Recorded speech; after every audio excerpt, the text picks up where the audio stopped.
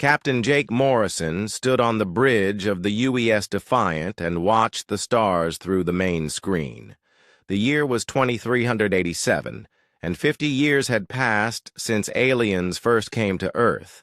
They called themselves the Galactic Hegemony Council, and they ruled most of the galaxy. When they arrived, they gave Earth a choice: bow down to them, or be left alone in space forever. Humanity chose something different. They chose to fight. The bridge was quiet, except for the soft hum of computers. Jake looked at his crew and saw the same thing in all their eyes: fear mixed with determination. They all knew what was coming. The council ships were gathering at the edge of the solar system like storm clouds before a hurricane. Jake had been a soldier for 20 years, but he had never seen anything like this. Lieutenant Ben Carter worked at the communications station. His fingers moved quickly over the controls as he monitored council transmissions. The aliens were not trying to hide their messages. They wanted Earth to know how powerful they were. Ben turned to Jake and shook his head. The numbers were not good for humanity. On Earth below, President Lisa Campbell was meeting with the Global Defense Initiative. The meeting room was deep underground beneath the capital city. General Chris Hudson sat across from her with files spread on the table. His face looked tired. He had not slept much in the past week. The general opened the first file and pointed to pictures of alien ships. Each one was bigger than any city on Earth. The council had thousands of them spread across the galaxy. They had never lost a war because most species gave up before fighting even started. Earth was different, and that worried the aliens. Dr. Amanda Wells entered the room carrying a metal case. She was the head of the Theoretical Warfare Division, and she had been working on something secret for 3 years. She set the case on the table and entered a code. The lock clicked open, and she pulled out a small device that looked like a crystal wrapped in metal wires. "This is Project Silent Thunder," she said. "We took apart every piece of council technology we could find and learned how it works. Their ships use quantum energy shields that stop normal weapons. But we found a weakness. These devices create quantum disruptions that go right through their shields like they are not even there." President Campbell picked up the device and turned it over in her hands. It was surprisingly light. "How many of these do we have?" she asked. Dr. Wells looked uncomfortable.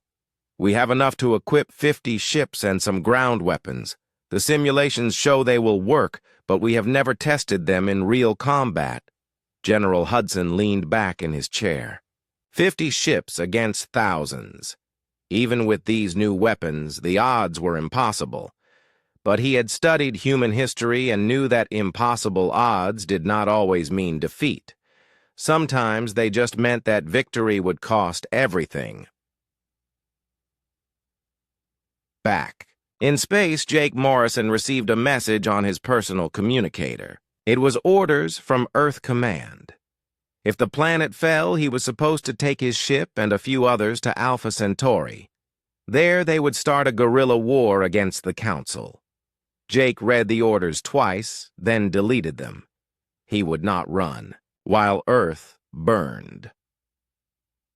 The main screen flickered, and a new image appeared. It was Ambassador Vex Terran of the Zalathi Empire. The alien looked like a tall human, but with blue skin and silver eyes.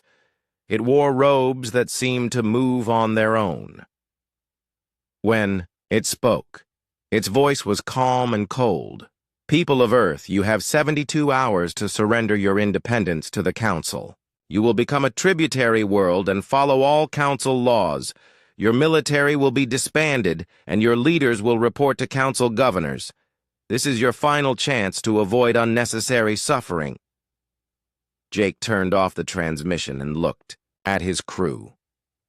None of them spoke, but he could see the anger in their faces.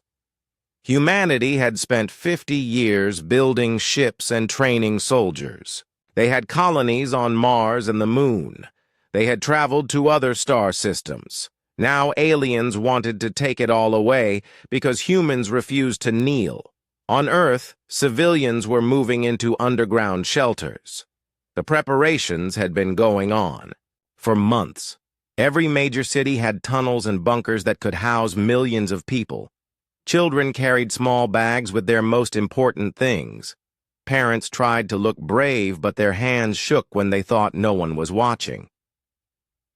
Space stations around Earth workers were making final preparations.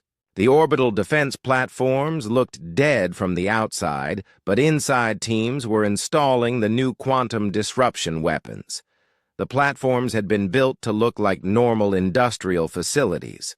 The Council thought they had destroyed them in the first attacks, but the platforms were just sleeping. Jake walked through the corridors of his ship and stopped to talk with his crew. In the engine room, Chief Pete Rodriguez was running diagnostics on the quantum drive. The chief had served with Jake for 8 years and never complained about any mission. Today was different. Today, Pete looked scared, but he was still doing his job. The weapons bay was busy with activity. Master Sergeant Kate Williams supervised teams loading the new quantum torpedoes. Each torpedo contained a miniature version of Dr. Wells' device. They had only 200 torpedoes for the entire fleet. Every shot would have to count. Lieutenant Colonel Ryan Martinez was in the fighter bay checking his squadron. His pilots were young and eager, but they had trained for this moment their entire careers. The fighters had been modified with phase jump drives that could move short distances instantly. The technology was experimental, but it might give them an advantage against alien ships. On the surface, Major Kelly Brooks was coordinating the evacuation of New York City. Millions of people were moving into the subway tunnels that had been converted into bomb shelters. Above them, hidden ion cannons were being charged. The weapons were built into skyscrapers and mountains. From space, they would be invisible until they fired. The countdown clock showed 60 hours remaining. President Campbell made a final broadcast to the world. She stood in front of cameras in the underground command center. Her voice was steady as she spoke to every human in the solar system. We did not ask for this war, but we will not run from it. For 50 years we have prepared for this day. We have built weapons and trained soldiers. We have dug deep and reached high. Today we stand together as one people with one goal. We will show the galaxy that humanity bows to no one. Jake Morrison sat in his command chair and watched the alien fleet grow larger on the sensors. Each council ship was a moving city, filled with weapons and soldiers. They had conquered hundreds of worlds and enslaved billions of people. Now they had come for Earth. But they would find that humans were different from every other species they had faced.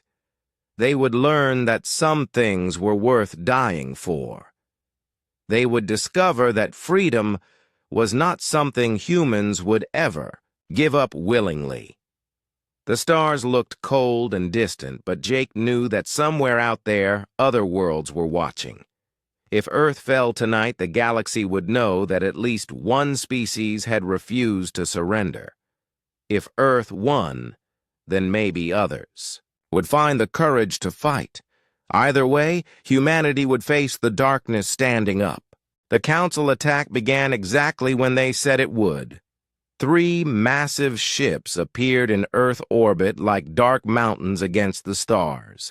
Each dreadnought was the size of Manhattan and carried enough weapons to destroy continents. Smaller ships formed up around them in perfect formations. The aliens had done this many times before. Captain Jake Morrison watched from the bridge of the UES Defiant as the enemy fleet took positions. The Council moved with cold precision. They had studied Earth for weeks and knew where every human ship was located. What they did not know was that humanity had been studying them too. The first alien broadcast came from the largest ship called Eternal Harmony.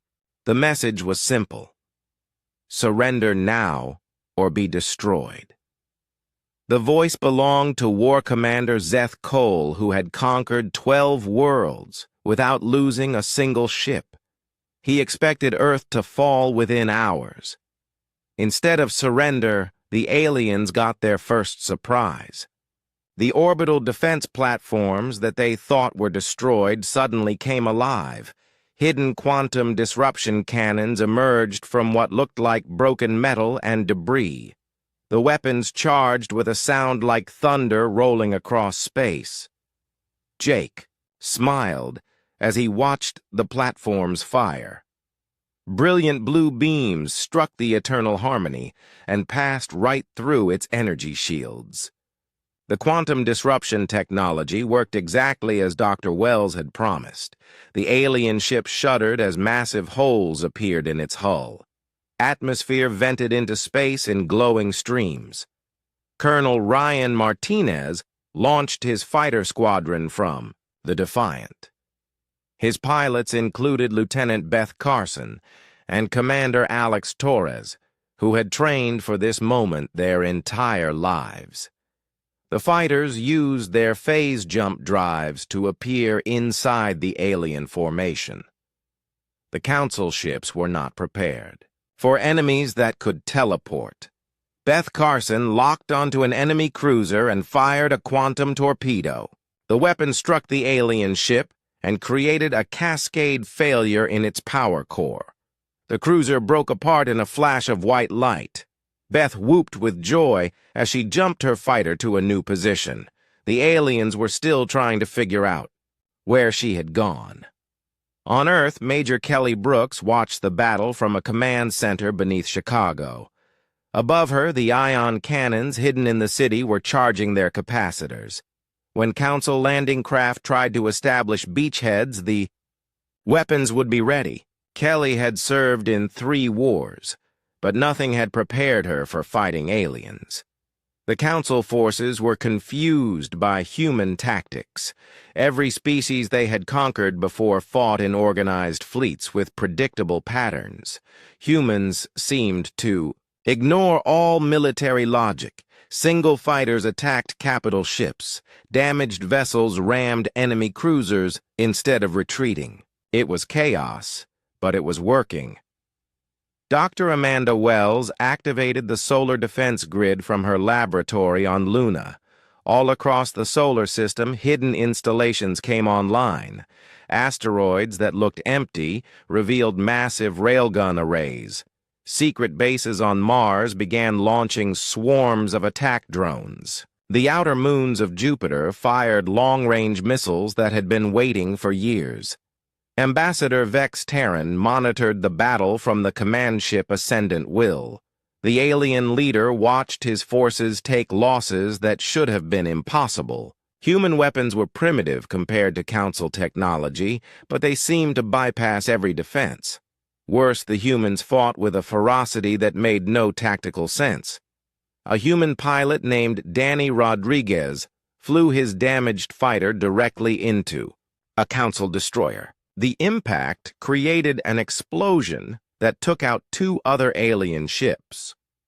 Vex Terran had never seen a species willing to sacrifice individual lives for strategic advantage. It was disturbing and effective. Jake Morrison coordinated the defense from his position near the moon. His communications officer, Ben Carter, was tracking 20 different engagements across the solar system. Every human ship was outnumbered, but they were holding their ground. The quantum disruption weapons were giving them an edge that the Council had not expected. The turning point came when the Eternal Harmony tried to retreat. The massive dreadnought had taken severe damage and was losing atmosphere from dozens of hull breaches. As it turned to flee, Commander Torres led a squadron of fighters in a final attack. Their quantum torpedoes struck the ship's main reactor and caused a chain reaction that tore the vessel apart. The destruction of the Eternal Harmony sent shockwaves through the Council fleet. For the first time in their history, they had lost a dreadnought to a primitive species. The other alien ships began to fall back, but human forces pressed their attack. Jake Morrison led a charge that scattered the remaining Council cruisers. Major. Brooks watched as Council landing craft tried to reach the surface near Los Angeles.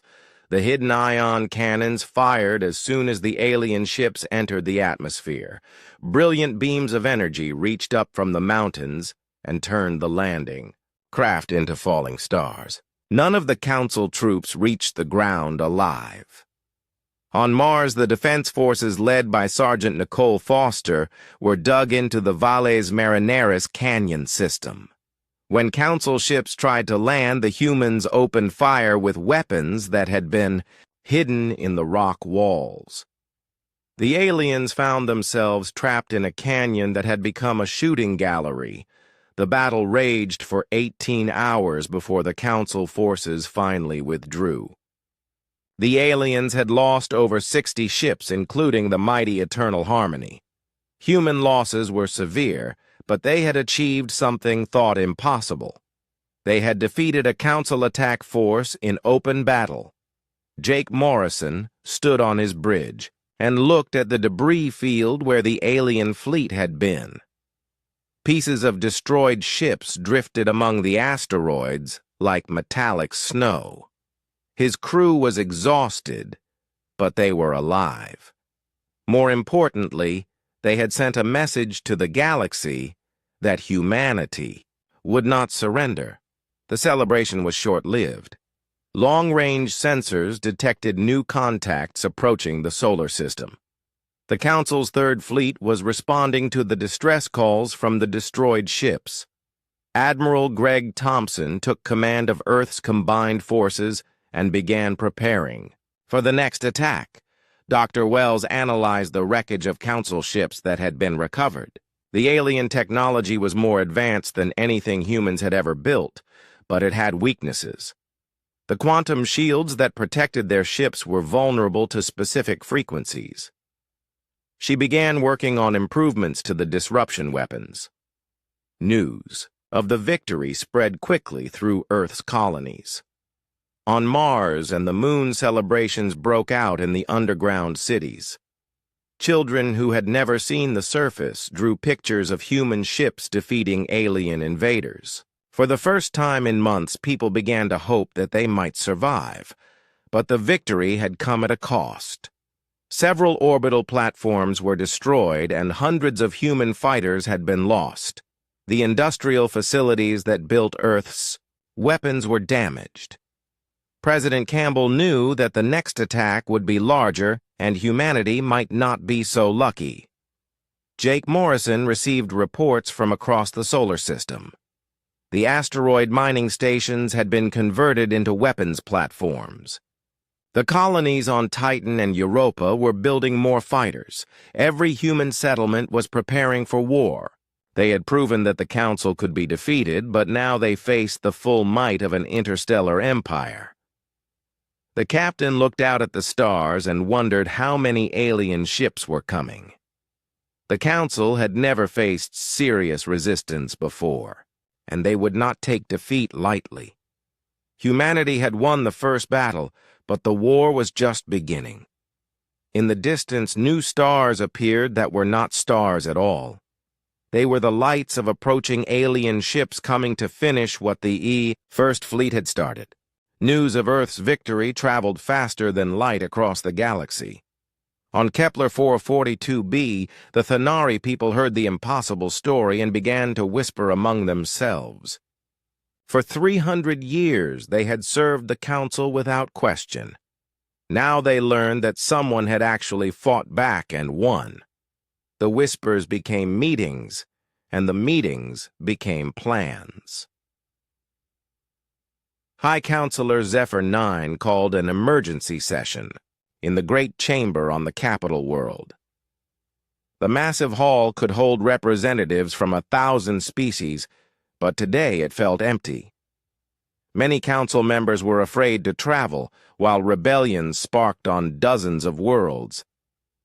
The news from Earth had created something the council had never faced before: hope among the enslaved. Admiral Greg Thompson sat in the command center beneath Geneva and studied intelligence reports. The data came from an unexpected source. A Thanari spy named Kira Velsoth had been sending messages through hidden quantum channels. She worked inside the Council's military command and had access to their battle plans. What she revealed made Thompson's blood run cold. The Council was preparing to deploy the 7th Siege Legion. This was not just another attack fleet. It was the most powerful military force in the galaxy, led by War Commander Thax-ul Varen. The Legion had never failed to destroy a rebellious world. They carried weapons that could crack planets open like eggs. Dr. Amanda Wells worked without sleep in her laboratory. The victory against the First Council fleet had given her access to alien technology she had only dreamed of studying. Broken pieces of Council ships were scattered across the solar system, and every fragment taught her something new. The aliens used quantum mechanics in ways that human science had never imagined. Captain Jake Morrison commanded a growing fleet of human vessels. His forces included military ships, but also civilian craft that had volunteered for the war. Cargo haulers carried torpedoes instead of trade goods. Mining ships had been fitted with weapons. Even luxury yachts joined the fleet with their rich owners ready to fight for freedom. The breakthrough came when Dr. Wells discovered that Council quantum drives left traces in subspace. These echoes could be tracked and predicted. For the first time, humanity could see enemy ships coming before they arrived. The technology was installed on every human vessel and changed everything about space warfare. President Lisa Campbell received a secret message that surprised everyone. 3 minor council species were offering to help Earth. The Cortani Republic controlled several industrial worlds. The Free Traders Coalition had ships and supplies. Even some council military officers were secretly supporting the rebellion. The iron grip of the hegemony was starting to crack. On Thanari Prime, Kira Velsoth moved carefully through the Council Command Center. Her people looked like tall, thin humans with pale skin and large eyes. For generations, they had served as clerks and administrators for their alien masters. Now, Kira used her position to steal military secrets and send them to Earth. The 7th Siege Legion began moving toward Earth from bases scattered across Council space. Over 200 ships, including the dreaded Worldbreaker. This vessel was not just a warship, but a weapon of ultimate destruction. It could fire beams of energy that would burn through a planet's crust and shatter its core. No world had ever survived its attention. Jake Morrison established forward positions in the asteroid belt. His crews worked day and night to prepare ambush sites among the rocks. They had learned from the first battle that human tactics confused the aliens.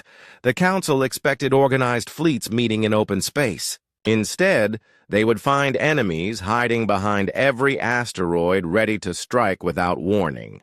Engineer Danny Rodriguez led teams across the solar system installing new quantum disruptor technology. The devices were hidden in everything from communication, satellites to cargo containers.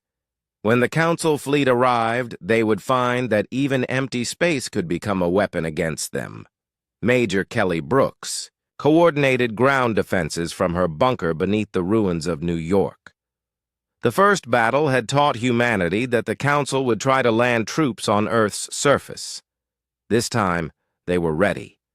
Every major city had been turned into a fortress, with weapons hidden in buildings and parks. The spy Kira sent her most important message just days before the Legion arrived. The Worldbreaker would target Earth's major population centers first. The aliens wanted to break human morale by destroying the largest cities. But the Planet Killer had a weakness. Its main weapon required several minutes to charge and could only fire in a straight line. Dr. Wells used this information to design Operation Scattered Thunder. Human forces would spread throughout the solar system and attack from multiple directions. The Worldbreaker could not target everything at once. While it focused on one threat, others would strike from behind. The plan was desperate, but it might work. Thompson looked at the tactical displays showing Council ship movements. The aliens were coming in overwhelming force, but they were also predictable. They formed up in standard attack formations and moved at regulation speeds. Humans would use chaos and surprise to level the battlefield. On Mars, Colonel Ryan Martinez prepared his pilots for the largest space battle in human history. His squadron now included alien volunteers who had escaped from Council worlds. A Thanari pilot named Seth Cole flew alongside Beth Carson and Alex Torres. Former enemies were becoming allies in the fight against tyranny.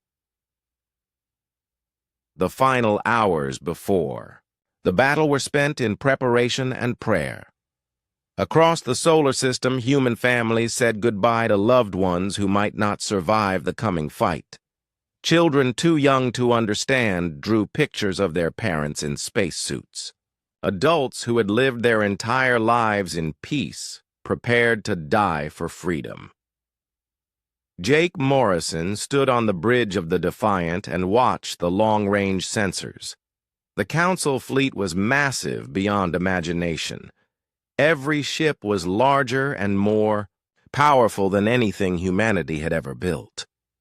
But size was not everything in war. Sometimes courage and determination could overcome even impossible odds.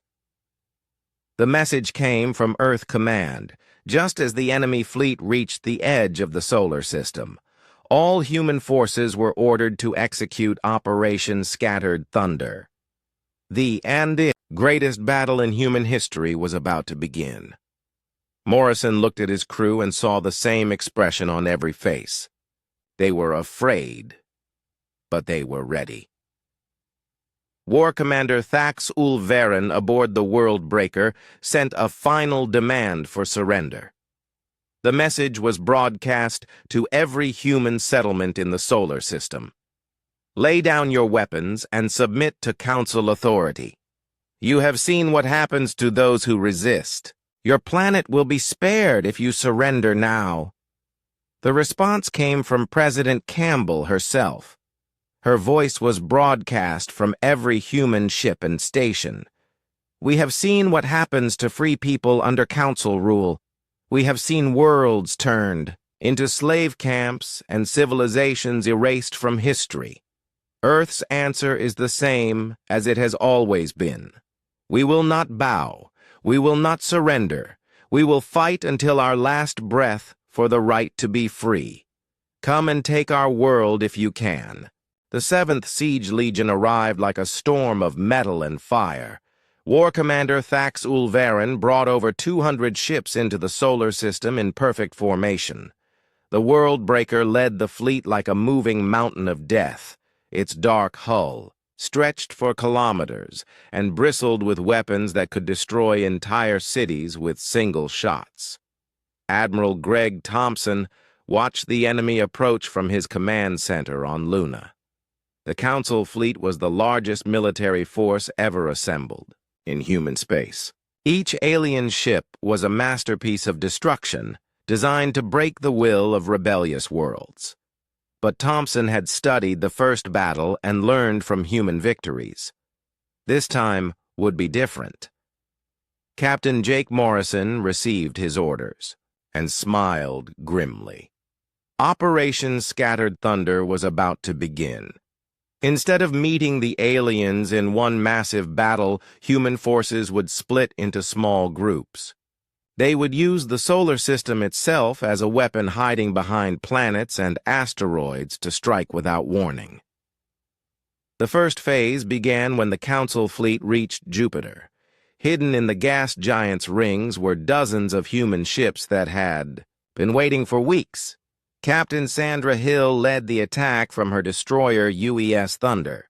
Her ships emerged from behind the giant planet's moons and fired quantum torpedoes at the alien rear guard. War Commander Thaxul Varen was surprised by the ambush, but not worried. His fleet was too large to be stopped by hit-and-run tactics. He ordered his ships to spread throughout the system and hunt down every human vessel. The Worldbreaker would destroy Earth while his other ships dealt with the scattered resistance. On Mars, Colonel Ryan Martinez launched his fighter wing from hidden bases in the Valles Marineris Canyon. His pilots included humans and aliens who had joined the rebellion against Council rule. Lieutenant Beth Carson flew alongside a Thanari pilot named Kep Sol, who had escaped from a Council slave world. Together they attacked a Council cruiser that was trying to establish orbital control. The battle raged across the entire solar system for 6 days. Human forces struck from unexpected directions, then vanished before the aliens could respond. Jupiter's moon. Europa became a trap when human engineers used the ice moon's hidden oceans to launch surprise attacks. Ganymede's mining facilities revealed themselves to be weapons platforms that fired railgun rounds at passing Council ships. Dr. Amanda Wells coordinated the most ambitious plan of the war from her laboratory. She had discovered that all Council ships were connected by quantum communication networks. If she could overload these networks with a synchronized pulse, it would disable their entire fleet. The plan required perfect timing across dozens of installations scattered throughout the solar system. Commander Pete Wagner led a desperate mission to plant quantum disruptors on Council supply ships near Saturn. His team included demolitions, expert Sergeant Tim Murphy, and systems specialist Corporal Janet Price. They had to board alien vessels while under fire and install devices that would trigger during the final phase of the battle. The turning point came when Jake Morrison received orders for the most dangerous mission of his career. He had to lead a strike force against the Worldbreaker itself. The massive vessel was preparing to fire its planet-killing weapon at Earth. If the attack succeeded, billions of people would die, and the war would be over. Morrison assembled his best ships and pilots for the mission. Commander Alex Torres flew his fighter through a storm of alien defensive fire. Lieutenant Colonel Danny Rodriguez commanded a bomber squadron that carried the largest quantum torpedoes in the human arsenal. They had one chance to disable the Worldbreaker before it could destroy Earth. On the surface, Major Kelly Brooks watched the sky burn with the light of distant explosions. Council landing craft were trying to reach Earth, but they faced defensive systems that had been prepared for months. Ion cannons hidden in mountains fired at approaching ships. Underground missile bases launched swarms of interceptors that filled the sky with deadly metal. The boarding action began when Morrison's task force reached the Worldbreaker. The alien vessel was so large that it had its own atmosphere and gravity. Human Marines fought through corridors filled with strange technology and defensive systems that fired beams of energy. Every step forward cost lives, but they could not stop. Sergeant Nicole Foster led her squad through the alien ship's engineering section. The corridors were filled with Council troops, but the humans had advantages that the aliens did not expect. Their quantum-enhanced weapons could penetrate alien armor, and their tactical training emphasized speed and aggression over caution. Commander Torres reached the Worldbreaker's main weapon control center just as the planet killer began its final charging sequence. He could see Earth through the massive viewport, hanging in space like a blue jewel. In minutes, the weapon would fire, and everything he loved would be destroyed. Torres planted his charges and ran for his life. Dr. Wells activated the quantum pulse at the exact moment that Torres's explosives detonated. The synchronized attack created a cascade failure that spread through the Council's communication networks. Ships throughout the system lost power and crashed into each other. The World Breaker's weapon overloaded and tore the massive vessel apart. From inside, the destruction of the World Breaker sent shock waves through the Council fleet. War Commander Thax Ulverin died when his command ship was torn apart by its own quantum drives. Without leadership, the alien fleet began to retreat, but human forces pursued them. Captain Hill's destroyers hunted down fleeing Council cruisers and destroyed them with quantum torpedoes. The Battle of Sol ended with the complete destruction of the 7th Siege Legion. Over 200 Council ships were destroyed or captured. The aliens who had conquered half the galaxy were defeated by a species they had considered primitive. The impossible had happened, and the entire galaxy would know about it. Jake Morrison stood on the bridge of his damaged ship and looked at the debris field that filled the solar system. Pieces of alien technology drifted among human wrecks like monuments to the cost of freedom. His crew was exhausted, and many good people had died, but they had won. Earth was safe, and the Council would think twice before attacking again. The victory came at a terrible price. Earth's orbital stations were destroyed, and millions of people had died in the fighting. The industrial capacity that made the defense possible was gone, and it would take years to rebuild. But something more important had been preserved. Human independence had survived the greatest test in history. President Campbell addressed the survivors from her bunker beneath the ruins of Geneva. Her words were broadcast to every human settlement in the solar system and beyond. We have paid a heavy price for our freedom, but we have proven that tyranny can be defeated. The Council learned today that some things are worth fighting for and that free people will never surrender to slavery. Admiral Thompson began planning for what came next. The Council would not accept defeat easily, and they would return with even larger fleets. But humanity had allies now. Rebellions were breaking. Out on dozens of Council worlds, and former slaves were asking for human help. The war was far from over, but the tide had turned. In the wreckage of the World Breaker, search teams found something unexpected. The alien ship's computer banks contained star charts and military intelligence about the entire Council empire. Dr. Wells studied the data and realized that humanity now knew the locations of every major Council base and supply line. The hunters had become the hunted. The weeks after the Battle of Sol were filled with smoke and silence. Admiral Greg Thompson stood in the ruins of New York and watched teams pull bodies from the wreckage. The great city was gone, and millions of people had died defending their world. The orbital stations that once sparkled like jewels around Earth were now fields of twisted metal drifting in the void. President Lisa Campbell governed from a bunker complex beneath what used to be Geneva. The surface world was broken, but the underground cities had survived. In hidden chambers, children born during the war years learned to walk while their parents counted the cost of freedom. The victory had saved humanity, but it had nearly destroyed human civilization. Captain Jake Morrison walked through the corridors of his ship and saw the scars that would never fully heal.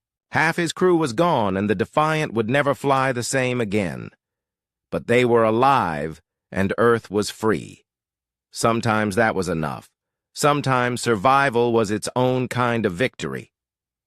The first sign that something had changed came through quantum communications from the outer colonies. Rebellions were breaking out across Council space faster than the aliens could respond. On Thanari Prime, the slave workers had stormed the Council Governor's palace. On Kepler 442b, mining crews were sabotaging the facilities that had fed the alien war machine for centuries. Kira Velsoth arrived at Earth aboard a stolen Council transport. The Thanari spy had risked everything to bring intelligence about the enemy's internal chaos. She met with Thompson in his command center and spread star charts across the table. The Council was fracturing as subject species fought for independence. Dr. Amanda Wells led the effort to rebuild Earth's defenses while studying captured alien technology. Her laboratories were now filled with Council computers and weapons systems. Every device taught her something new about quantum mechanics and space warfare. The knowledge would help humanity prepare for the next phase of the war. Commander Alex Torres took command of Earth's remaining fleet. His ships included survivors from the solar battle and new vessels built in hidden shipyards on the outer moons. But the most important addition was the alien volunteers who had joined the human cause. Former Council pilots flew alongside Earth's defenders as partners in the fight for freedom. The breakthrough came when Dr. Wells activated the first quantum foam manipulator. The device could fold space-time and allow ships to travel between star systems in minutes instead of months. The technology had been reverse-engineered from the Worldbreaker's wreckage and gave humanity something it had never possessed before: strategic mobility. High Counselor Zephyr 9 was removed from power after the military disaster at Sol. The new leadership was controlled by Executor Vax Prime, who believed in total war against the rebels. The Council began assembling the largest fleet in galactic history while also fighting rebellions on 40 different worlds. Their empire was burning from within. Captain Morrison received new orders that surprised him. He was to take his ship beyond the solar system and make contact with rebel forces throughout Council space. Earth's children would carry the fight to alien worlds and support the growing revolution. For the first time in human history, they would wage war among the stars. The spy networks that Kira had established brought daily reports of Council weakness. Military units were refusing orders to suppress rebellions. Government officials were fleeing to neutral space. The carefully constructed hierarchy that had ruled the galaxy for millennia was collapsing under the weight of its own contradictions. President Campbell met with delegates from dozens of rebel species in the underground chambers beneath Earth. The Cortani Republic offered industrial support. The Free Traders Coalition provided ships and supplies. Even former Council military officers were joining the alliance against their former masters. The rebellion was becoming a revolution. The new Earth fleet prepared to leave the solar system for the first time since the war began. Morrison stood on the bridge of the rebuilt Defiant and looked at his mixed crew of humans and aliens. Lieutenant Beth Carson worked alongside Thanari navigator Seth Cole. Engineer Danny Rodriguez trained Cortani technicians on human quantum systems. Former enemies had become family. Dr. Wells made her final preparations for the fleet's departure. Each ship carried quantum foam generators that would allow them to strike deep into Council space. The rebels would have technological advantages that their oppressors could not match. The hunters had become the hunted, and humanity would lead the charge. The children of Earth watched from observation decks as their home planet grew smaller in the distance. They were the first generation to grow up knowing that aliens existed, and that some of them were enemies while others were friends. These children would inherit a galaxy where freedom was possible because their parents had been willing to die for it. Commander Torres sent a final message to Earth Command as the fleet prepared to jump to hyperspace. This is Admiral Torres reporting from the UES Defiant. The fleet is ready to carry Earth's message to the galaxy. We go to fight for those who cannot fight for themselves. We go to prove that tyranny ends when good people say no. The quantum beacons that had been rebuilt around Earth began broadcasting a new signal across the galaxy. The message was simple, but it reached every world where people dreamed of freedom. This is Earth calling. We are still here. We have fought the Council and won. To those who would be free, you are not alone. The time of chains is ending. Stand up and fight. Executor Vax Prime received reports of the growing rebellion from his command ship above the Council capital. Dozens of worlds were in open revolt, and more joined the rebellion every day. The humans had done more than defeat a fleet. They had given the galaxy permission to hope. They had shown that the impossible was merely difficult. The final scene showed Earth from space as the defense fleet departed for the stars. The planet was scarred and broken, but it was healing. New cities were being built and children played in gardens that grew from the ashes of war. Humanity had refused to bow, and in doing so had changed the galaxy forever. Morrison looked at the stars ahead and thought about the battles to come. The Council would not surrender easily, and there would be more fighting before the war ended. But something fundamental had changed in the balance of power. For the first time in galactic history, an empire built on oppression faced subjects who believed they could win. The quantum drives activated and the fleet vanished into hyperspace, carrying Earth's children to fight for freedom among alien stars. Behind them, the blue planet continued its ancient rotation, while across the galaxy, the sound of breaking chains grew louder with each passing day. The Council had come seeking Earth's silence, and found instead the voice of revolution echoing through the void.